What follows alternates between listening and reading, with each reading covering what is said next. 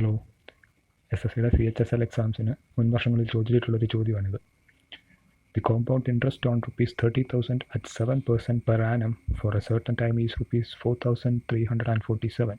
The time is 3 years, 4 years, 2 years, 2.5 years. ഈ ചോദ്യം കിട്ടിക്കഴിയുമ്പം സാധാരണ ആൾക്കാർ ചെയ്യുന്നത് മറ്റേ നമ്മുടെ ഇക്വേഷൻ ഉണ്ടല്ലോ, amount equals principal into 1 plus rate of interest divided by 100 raise to T, അതായത് ടൈം പീരീഡ്. ഇതാണ് കോമ്പൗണ്ട് ഇൻട്രസ്റ്റിൻ്റെ ഫോർമുല. ഈ ഫോർമുലയൊക്കെ ഉപയോഗിച്ച് ചെയ്യാൻ നോക്കും. പക്ഷേ നമ്മുടെ എക്സാം ചെയ്ത് കഴിയുമ്പോൾ എക്സാമിന് ഈ രീതി ചെയ്ത് കഴിഞ്ഞാൽ സമയം ഒത്തിരി പോകും. നമുക്ക് ഇതിൻ്റെ ഒന്നും ആവശ്യമില്ല. ഇവിടെ ഒരു കാൽക്കുലേഷൻ ചെയ്യാതെ തന്നെ ഇന്നത്തെ നമുക്ക് കണ്ടുപിടിക്കാൻ പറ്റും. അതെങ്ങനെയാണെന്ന് ചോദിച്ചാൽ, ഞാൻ ആദ്യം അറിഞ്ഞിരിക്കേണ്ട ഒരു കാര്യം എന്താണെന്ന് വെച്ചാൽ, ഇപ്പം ഇതേ ഇൻട്രസ്റ്റ് റേറ്റിന് തന്നെ ഇതേ സമയത്തേക്ക് ഇതേ പ്രിൻസിപ്പൽ സിമ്പിൾ ഇൻട്രസ്റ്റിലെടുത്താൽ ആ സിമ്പിൾ ഇൻട്രസ്റ്റ് എപ്പോഴും കോമ്പൗണ്ട് ഇൻട്രസ്റ്റിനേക്കാളും കുറവായിരിക്കും. അത് നമ്മൾ ഓർത്തിരിക്കണം.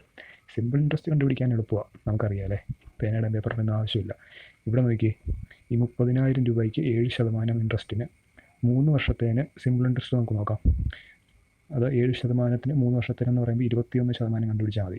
30,000-ന് 21% എന്ന് പറയുമ്പോൾ 10% എന്ന് പറഞ്ഞാൽ 3,000 ആണ്. 20% എന്ന് പറയുമ്പോൾ 6,000 തന്നെയാവും. 20% വരുമ്പോൾ തന്നെ 6,000 ആവും. അപ്പോൾ ഈ കോമ്പൗണ്ട് ഇൻട്രസ്റ്റ് തന്നെ ഇവിടെ 4,347 ഉള്ളൂ. അപ്പം 3 വർഷത്തേന് സിമ്പിൾ ഇൻട്രസ്റ്റ് നോക്കുമ്പോൾ തന്നെ 6,000 വരുന്നുണ്ട്. അപ്പം 3 വർഷമല്ല ഉത്തരം. ഓക്കെ, 3 ഉത്തരമല്ല. 4 എന്ന് പറയുമ്പോൾ ഒരിക്കലും അല്ല. 4 പറയുമ്പോൾ പിന്നെയും കൂടും. അതുകൊണ്ട് തന്നെ 4 ഉത്തരമല്ല. ഇനി ഇത് രണ്ടുമാണ് നമുക്ക് നോക്കേണ്ടത്. 2 വർഷവും 2.5 വർഷവും. ഇതിൻ്റെ താഴെയുള്ള 2.5 അല്ലേ, 2.5 നോക്കാം. 2.5 വർഷത്തേന് 7% ഇൻട്രസ്റ്റിന് സിമ്പിൾ ഇൻട്രസ്റ്റ് നോക്കുന്നത് എങ്ങനെയാണ്? 2.5 വർഷത്തേന് നോക്കിക്കഴിയുമ്പോൾ 14, 3, 17% നോക്കിയാൽ മതി.